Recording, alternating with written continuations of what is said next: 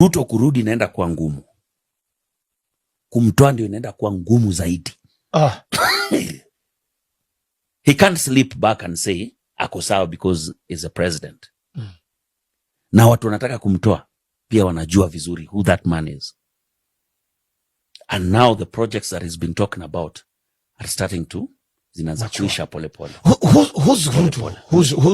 Who's not even president? Who's Ruto to Jalas? Wow. Who's this guy? Ruto number one. I've known him from the days when he was deputy president.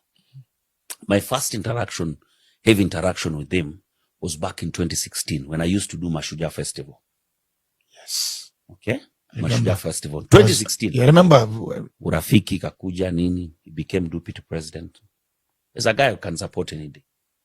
He's a guy who, wacha nikushow, when you are very uncomfortable with it, Ruto kurudi inaenda kuwa ngumu.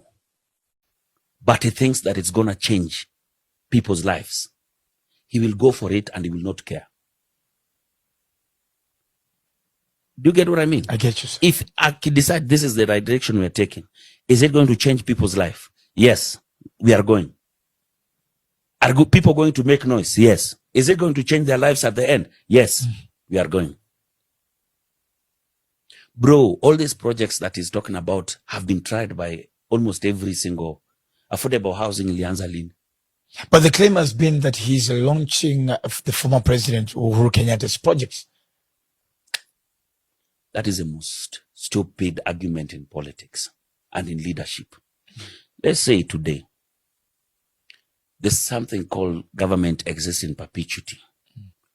This is a government project. Imesimama. So, mimi nikuje nianze mpya, niwache ile yenye imesimama. But he thinks that it's gonna change people's lives. He will go for it and he will not care. Do you get what I mean? I get you, sir. If I decide this is the right direction we are taking, is it going to change people's life? Yes. Kwa sababu si yangu. It must get into completion. It must get into completion and the budgets are there. It is this government that now has budgeted for that project to be done. You get what I mean? I get you, sir.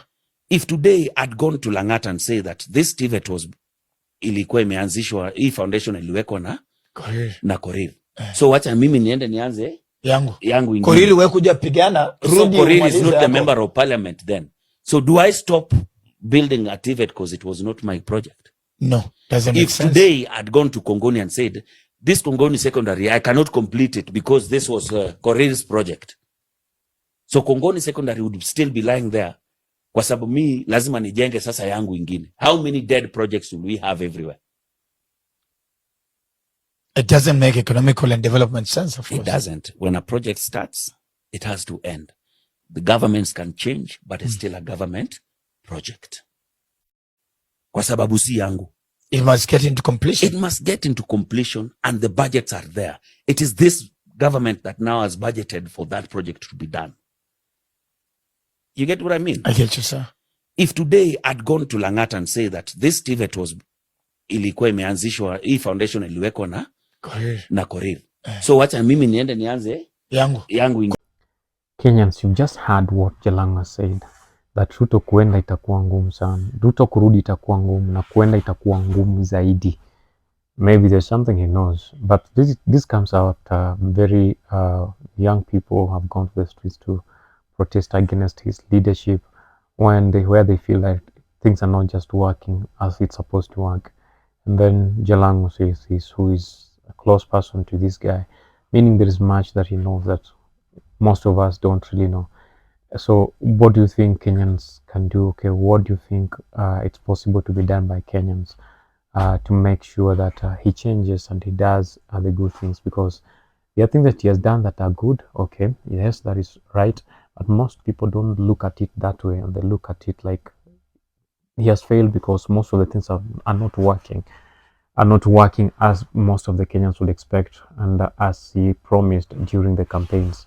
But there are those who say there are things that are really working currently, and we should give him flowers on the same because other things are working.